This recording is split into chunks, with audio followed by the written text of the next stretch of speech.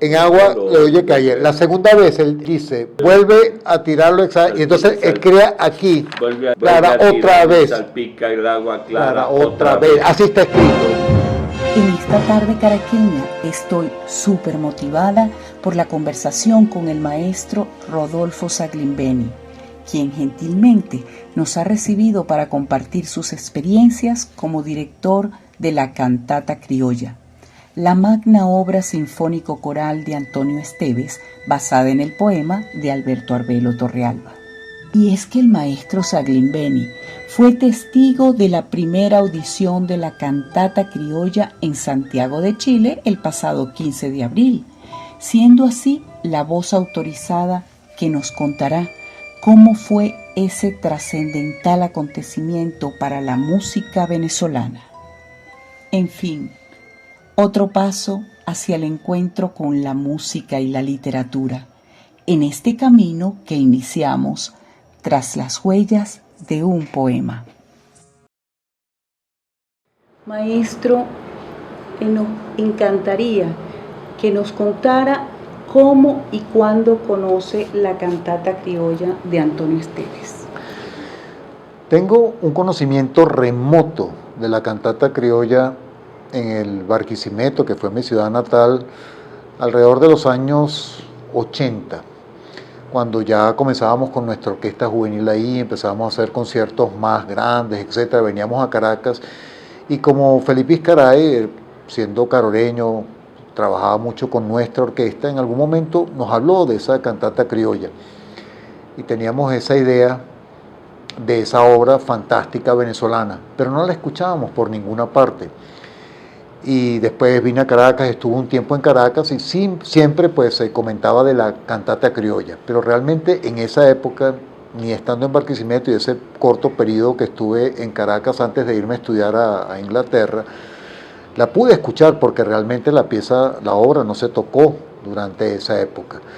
Voy a Inglaterra, hago 7 años de estudio, mi grado, mi posgrado, etcétera. Regreso para trabajar a Caracas y en mi regreso muy pronto, alrededor del año 87, se plantea una cantata criolla en el Teatro Teresa Carreño, en la Sala Ríos Reina. Y además dirigida por quien era uno de mis maestros y amigo de siempre, Felipe Iscaray. Y obviamente entro en contacto con Felipe, no, tienes que venir porque realmente es un momento muy importante, la cantata lleva muchos años que no se hace, etcétera, y esta vez la estamos haciendo por primera vez con una orquesta que no es la Orquesta Sinfónica de Venezuela, sino la Orquesta Sinfónica Municipal de Caracas, que Carlos Riacello le había dado pues la oportunidad a Felipe de hacerlo, con un coro de una unión de coros muy importantes aquí de Caracas, y es la primera vez que la voy a dirigir yo, pero es la primera vez que no la dirige Antonio Esteves. Y fui pues a ese teatro a escuchar lo que para mí era el mito. Había escuchado algo del joropo, había escuchado algo de las maracas y del uso, etcétera, pero no había escuchado realmente una nota. De hecho, tenía la partitura, porque estas partituras, esta que está acá, junto con otras del maestro Carreño, de Gonzalo Castellano, de los maestros ex Plaza, de toda esa época, las estaba editando el Instituto Latinoamericano de Investigaciones y Estudios Musicales Vicente Emilio Sojo. Y nosotros fuimos ahí, en esa época visitamos esto y nos daban estas partituras. Entonces la partitura la tenía en mi casa, la tenía en mi poder, pero realmente le habría dado una vista, etcétera, pero no tenía el disco, no tenía nada. Realmente no era una cosa, y no era porque no tenía yo interés. No había un interés realmente grande por la cantata. Había como el mito de esa gran obra, pero no era una obra que se tocara muchísimo realmente. Voy a ese concierto. Y como Felipe me da entradas de cortesía, pues estoy sentado en un lugar donde estaban otros invitados de Felipe, y entre ellos obviamente el maestro Antonio Esteves, que estaba en la fila, estábamos cerca del escenario, del lado derecho del teatro, el lado izquierdo del escenario, y él estaba como en la cuarta, quinta fila, y yo estaba en la sexta fila inmediatamente, y lo vi pues con su bastón, ya tenía su bastón, etcétera, y empieza a sonar esa música, y lo que yo recuerdo de ese momento es que ese mito estaba cobrando una realidad tan importante en mi vida, de escuchar una obra que yo decía, ¿cómo es posible que yo no haya conocido esa obra antes? Yo venía de graduarme de Inglaterra y obviamente venía de dirigir El pájaro de fuego de Stravinsky, venía de dirigir sinfonías de Beethoven, de Brahms, de Shostakovich, etcétera. Como joven había tenido oportunidades, ya empezaba a trabajar en Venezuela. Y cómo yo conocía todo eso y no conocía la cantata criolla. Obviamente eso me marcó. Y lo otro que me marcó en ese concierto era ver al maestro Esteves, viendo a su pupilo, Felipe Izcaray, que realmente nació por muchos años conociendo no solamente a Antonio Esteves, sino todo el mundo que rodeaba, gracias a su papá y a todos, todo el mundo lo que rodeaba a esos compositores de Santa Capilla. Y bueno, ver al maestro Antonio viendo a Felipe, viendo a Ider Álvarez, que él mismo se le había enseñado, y viendo a Juan Tomás Martínez, pues veía cómo él temblaba, cómo él cantaba, cómo irradiaba y cómo se le corrían las lágrimas. Para mí, pues, lo recuerdo como uno de los días más fantásticos de este mundo privilegiado que me ha dado la música. Y después del concierto, felicitaciones, fotos, etcétera, y yo lo que quería era llegar a mi casa a venir a ver esta partitura que estaba allá y que simplemente la había ojeado. Y obviamente me fui hacia el joropo, que es la parte que más me tiene tantas notas, incluso cartas adelante. Qué especial es este papel. Es muy importante porque, bueno, yo escucho y obviamente lo que más me llama la atención, aparte del inicio, todo lo que es el reto, y después la porfía, etcétera, cuando llega y empieza el joropo, yo digo, ¿cómo se escribe eso en música? Entonces, la respuesta la tenía en este libro que estaba en mi casa, aguardando ese momento. Y llego al joropo, pues, y veo estos números muy complicados, escritos en lo que nosotros llamamos el joropo, que el maestro Antonio Esteves, y esto me lo comentaba siempre Felipe Izcaray, cuando ensayaba tenía palabras que decía, y como el joropo es muy difícil para tocarlo, y la Orquesta Sinfónica Municipal tenía en esa época algunos extranjeros, muchos rumanos, etcétera, que no estaban, digamos, muy duchos en lo que era la música popular, y entonces en uno de los ensayos se acerca y le felicita a la orquesta, perfecto, en el joropo hay que trabajarlo porque se los está comiendo como ñame en sancocho. Así le dijo Antonio a los músicos de una manera jocosa como era él. Bueno, yo veo esta música y realmente pues debo decir de que han pasado cosas en mi vida que me han hecho cambiar de un día para otro. Ese día también fue un día que cambió, o sea, cambió la visión de la música venezolana. Yo tenía un acercamiento a la música venezolana a través de obras tan importantes como Margariteña, el maestro Inocente Carreño, o Antelación e Imitación Fugaz. Había sido compañero de Pablo Castellano, había conocido a través de Pablo, que habíamos trabajado juntos en la Filarmónica de Caracas, de Aldemado Romero, había conocido a su papá, había conocido su obra, etcétera, y obviamente me parecía fantástico. Pero la cúspide no la conocía, que sin duda alguna es la cantata criolla, pues sin quitar el valor a todas ellas, la cantata criolla es ese gran poema sinfónico coral, realmente de América, que lo consideramos de esa manera.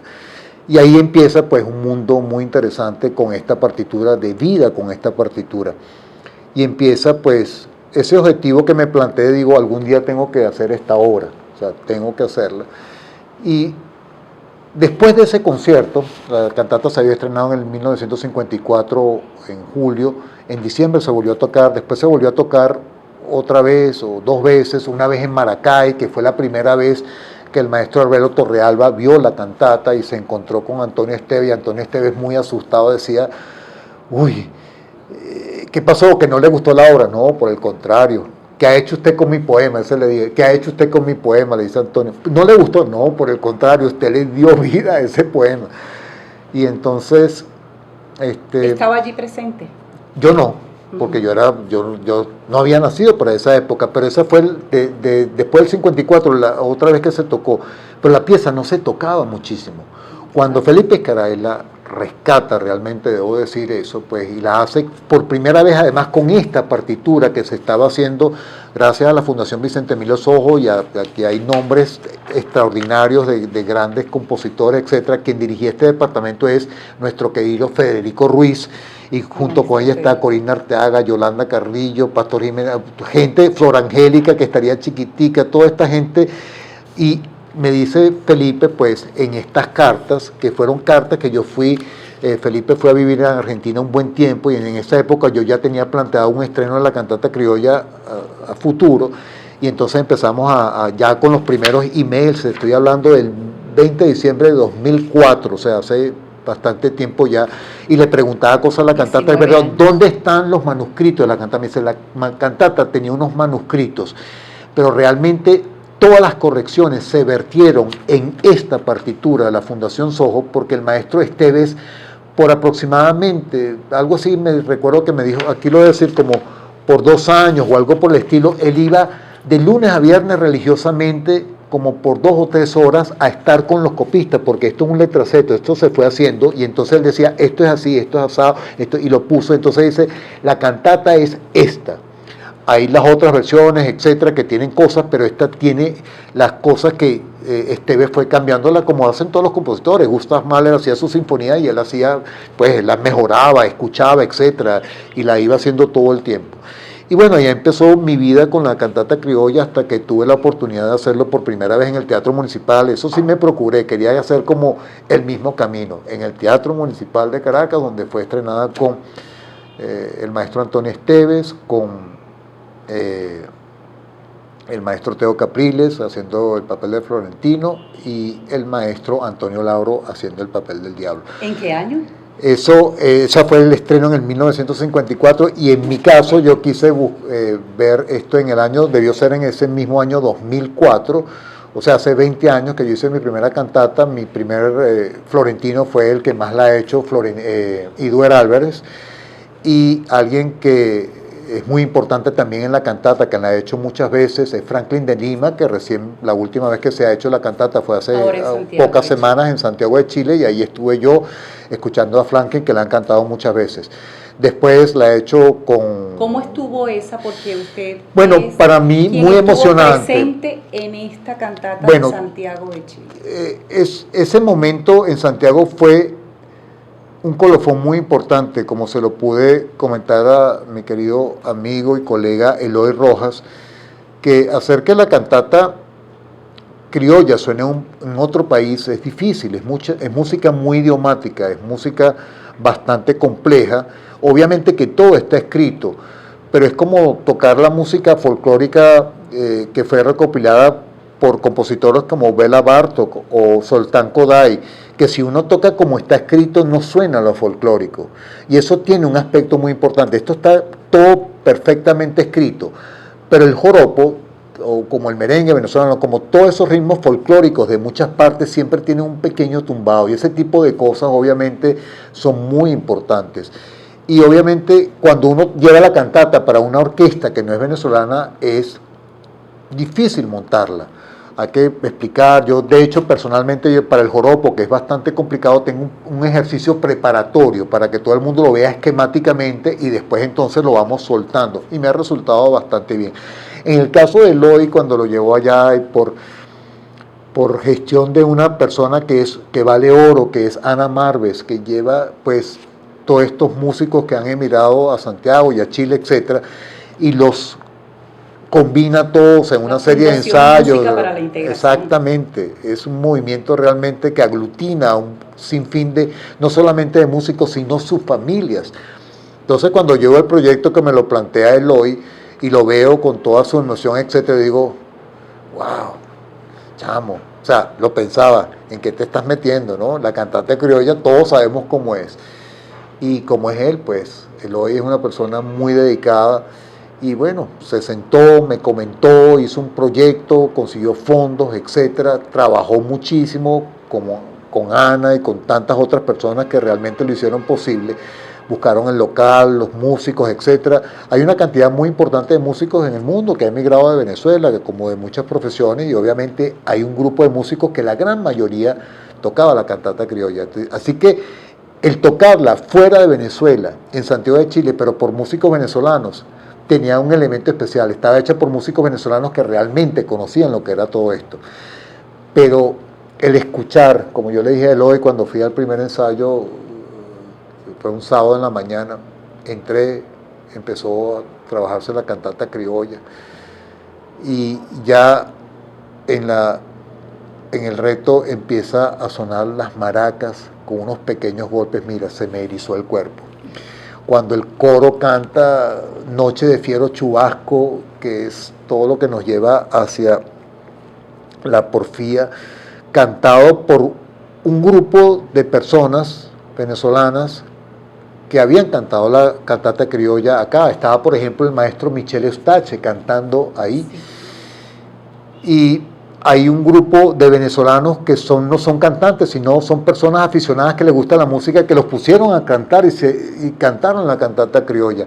Y después había personas chilenas que se quisieron incorporar a todo esto. Entonces, cuando tú ves un coro cantando con todo ese toque, etcétera, tú dices, esto es muy grande. Que tenía detalles, obviamente, estaba ensayando, estaba armándose, es una cuestión compleja, es una orquesta muy grande, es un coro muy grande, es una obra bastante difícil. Pero, como le dije yo a Eloy, yo ese día tenía un concierto, así que salí corriendo por el primer mensaje en el metro, ya poniéndome la corbata, porque en media hora tenía un concierto esa misma noche, él tocó en la tarde, yo toqué en la noche en otro teatro. Le escribí, lograste el objetivo. Lo emotivo llegó a la gente y obviamente pues eso, un público estarían alrededor de 1000 personas en un lugar hermoso, en un centro cultural que está al lado del emblemático Palacio de la Moneda de Santiago, realmente hermoso. Y es que esta música nos lleva... Si volvemos al municipal, ajá, si hacemos ese viaje del presente al pasado, de ese concierto en Santiago de Chile, a ese concierto, a ese primer concierto en el Teatro Municipal, dirigido por el maestro Rodolfo Saglimbeni. Yo tengo momentos muy especiales de la cantata criolla, porque yo siento que yo la aprendí, no con el maestro Esteves, porque cuando yo vi al maestro Esteves ese día, pues eso fue en el año, aquí está la fecha, en el año 1987, y él murió al año, algo por el estilo, exactamente. Y yo recuerdo pues haber estado en el aula magna cuando el féretro lo llevaron para allá, y bueno, la tristeza era muy grande. Realmente vi al maestro, toqué con el maestro Esteves en los Caracas, con las orquestas juveniles, el doctor José Antonio Abreu lo llevó, etcétera, pero no tenía una cercanía. Pero yo estudié la cantata criolla y hablé horas y horas y a través de las cartas con quien realmente, para decirlo en claro español, mamó la cantata criolla de la teta del maestro Esteves, fue Felipe Escaray. Felipe estuvo con él a través de su padre en el Orfeón Universitario, a través de sus amigos, de gente como Raúl Delgado, Sobrino, Miguel, todos en ese mundo donde la cantata criolla surgió en un primer momento, y la resurrección de la cantata criolla la trajo realmente a los teatros venezolanos Felipe Escaray, con la Orquesta Sinfónica Municipal de Caracas, y después el doctor José Antonio Abreu con la Simón Bolívar empezó a tocarse la cantata, hasta un momento donde la cantata hubo años que se tocó 20 o 30 veces, y además le dio la vuelta al mundo. El maestro Eduardo Mata vino acá con la intención de grabar, y lo logró con Dorian Recordings, grabar la cantata criolla, una estupenda versión que es muy reconocida. Y Felipe siempre la ha hecho, y ahí después Gustavo Dudamel la ha hecho muchas veces, la ha hecho en Los Ángeles, lo ha hecho en Europa, el mismo Alfredo Rugeles. O sea, realmente la cantata se convirtió en todos nosotros los directores, gracias a ese influjo que le dio Felipe Escaray a la cantata, y por eso lo digo con mucho orgullo. Toda esa información nos la da él. Ayer estuve conversando con él por teléfono porque estamos haciendo para el próximo mes de junio acá en Caracas una cantata criolla, emulando ese momento de Felipe Escaray con la Orquesta Sinfónica Municipal. Él va a venir a dirigir, etcétera, y hablábamos cosas siempre sale una pequeña anécdota del maestro Esteves, o de un momento de la cantata, mira, en este acento, en esta palabra, en esta cosa, etcétera. Siempre hay un tema, es una obra icónica. Ese momento me marca porque para mí era el querer hacer esta obra, y se convirtió obra de mi repertorio. Después con la Sinfónica Municipal de Caracas la hice en el aula magna varias veces, en la sala José Félix Rivas hice una versión de ballet. Originalmente esto iba a ser un ballet, pero el maestro quiso que fuera una obra sinfónica después, y fue una obra sinfónica hasta que después le pusieron ballet. Ya el maestro no estaba entre nosotros, así que no sabemos si a él le gustaría o no, quizás no, pero la hice con ballet, y además la hice en un momento icónico hace poco tiempo, cuando se cumplieron los 100 años del maestro Esteves, que hicimos 6 funciones con el ballet de danzas de Venezuela en el Teatro Teresa Carreño, la versión con ballet. Hicimos 6 funciones de esto en el centenario. Entonces ya la he hecho bastantes veces. Es una obra que si la tengo que hacer, igual tengo que pasar horas estudiándola, pero con un placer increíble, porque es una fantástica obra sinfónico-coral. Entonces, el tema del poema es fantástico, porque Alberto Arbelo Torrealba estuvo realmente fajado, así como Antonio, buscando elementos, etc. Y entonces es una obra literaria de gran factura. Conocí a su hijo Alberto Arbelo y a su nieto Alberto Arbelo, y realmente con él siempre comentamos tantas cosas.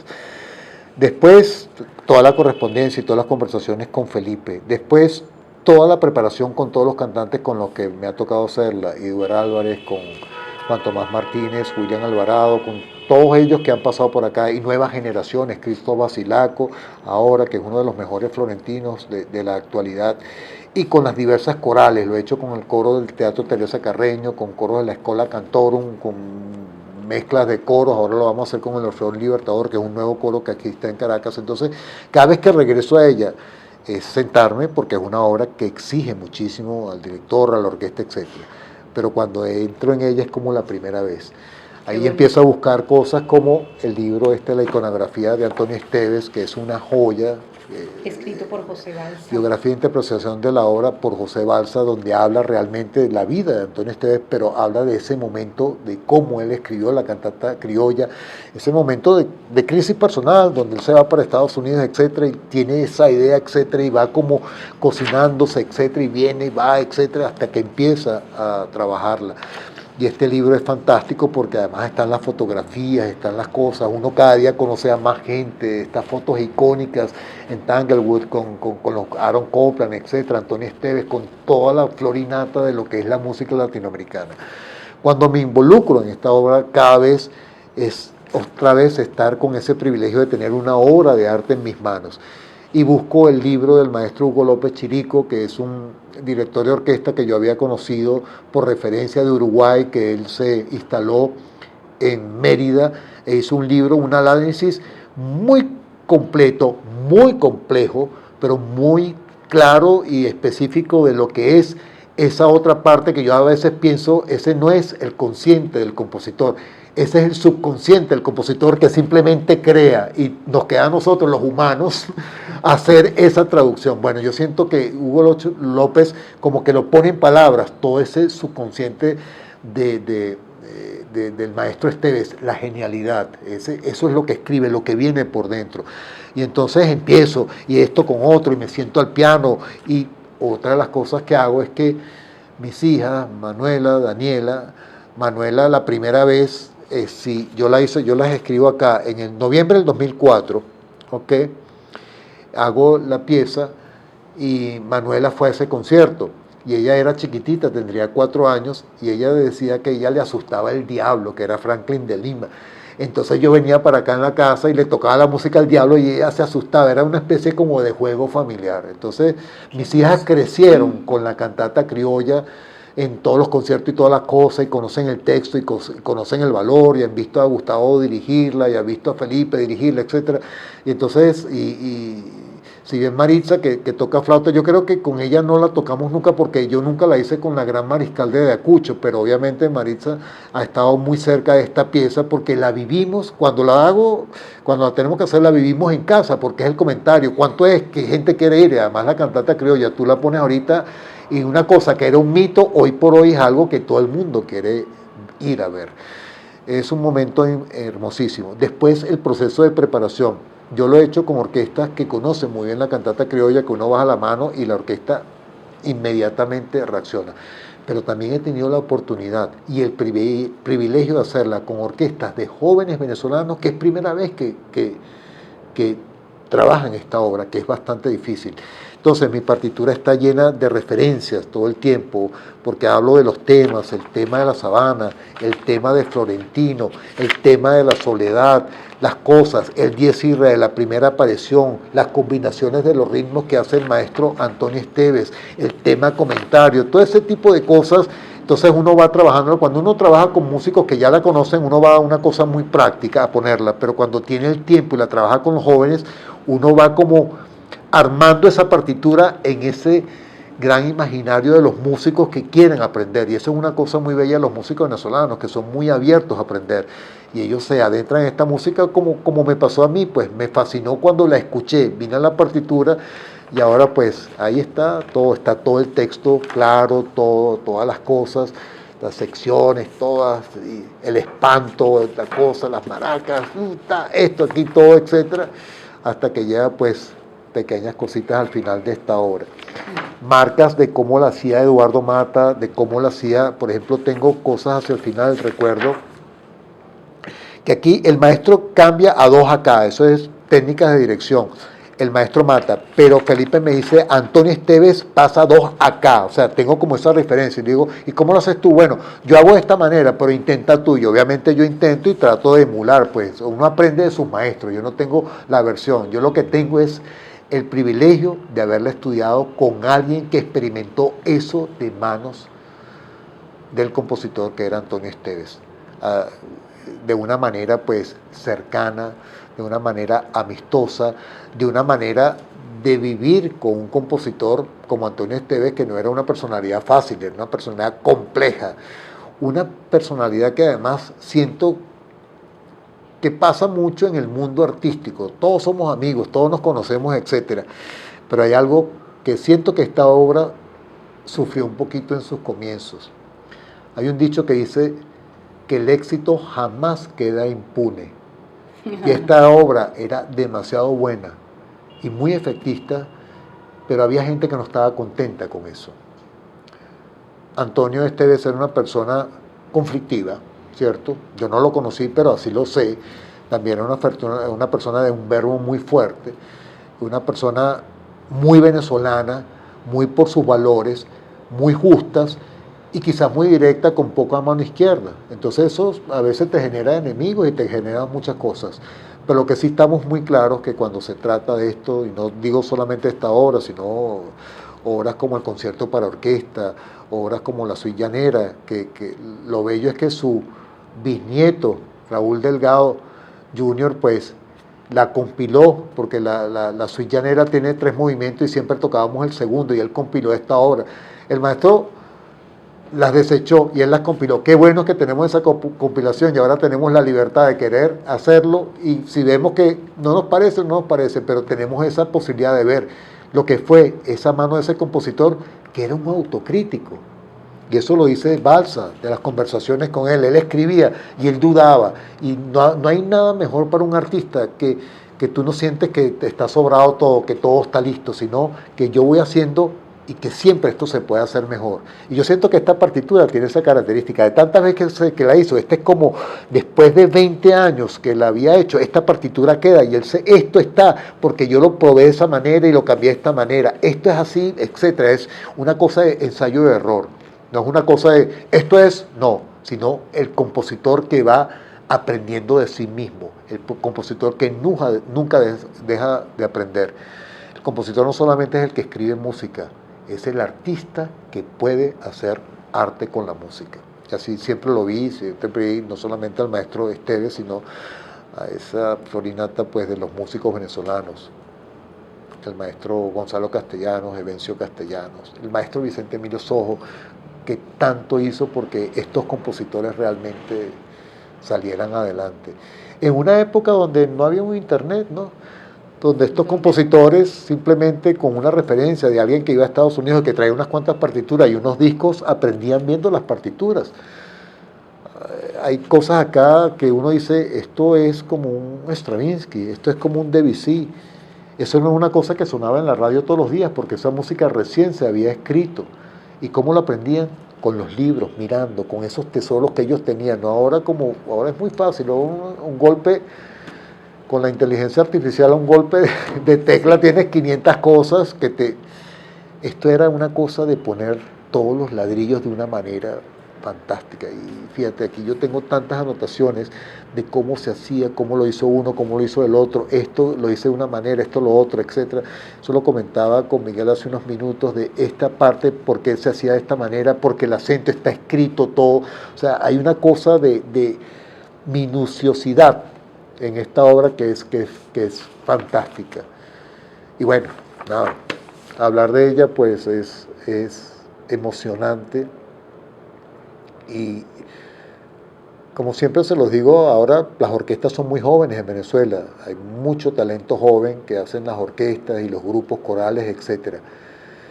Es asegurarnos nosotros que tenemos un poquito más de caminos andados, etcétera, que estas nuevas generaciones den el valor de lo que esto corresponde, para que este legado sea lo que ya siento que es, son legados eternos de lo que es la esencia musical del arte musical venezolano. Mira, fíjate que cuando uno ve la escritura del joropo, en la parte de la porfía, ya en la controversia entre el florentino y su espectral oponente, como digo yo, aparecen estos compases, 15 por 16, 2 octavos, 17 por 16, 2 octavos, 17 por 10, cambios 6 por 8 o 3 por 4, y ves tú todos los cambios. Yo imagino que esto desde el punto de vista de dirección requiere de una técnica especial para sí, hay una técnica, esto. Y eso, por ejemplo, te lo hablo con generaciones. Hace unas semanas, un par de meses ya, en enero fue eso, con Eloy, nos sentábamos, etcétera, y me dice, ¿cómo usted hace el joropo? Le digo, ¿cómo lo haces tú? ¿Y por qué? Entonces, porque hay varias maneras de hacerlo. Entonces, explicamos, y yo le dije, yo lo hago así, le hice el por qué. Digo, porque la escritura está Mata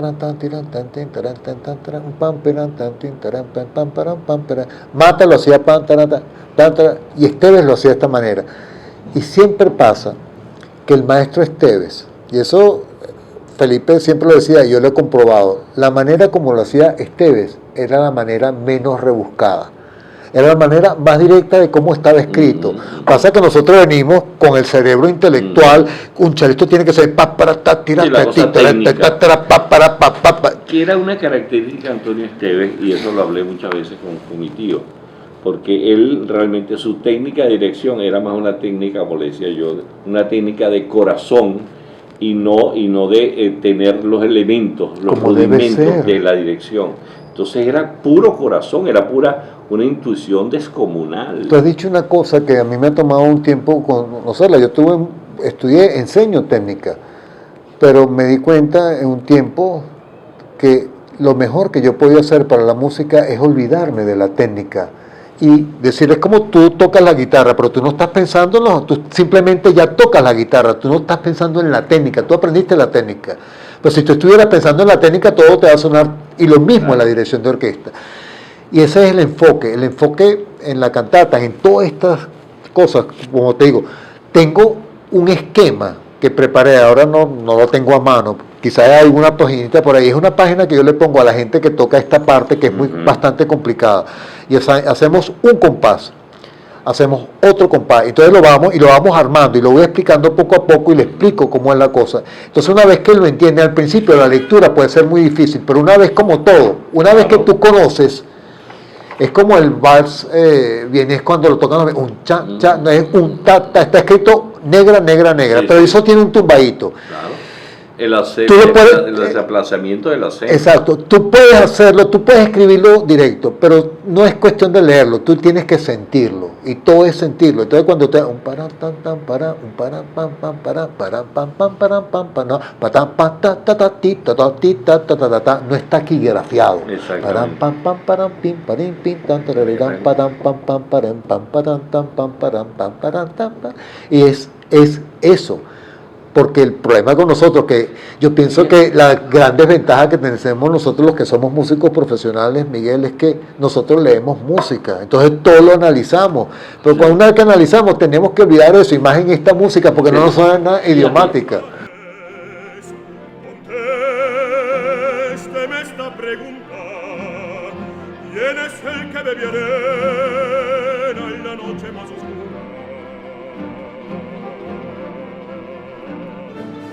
En la noche más oscura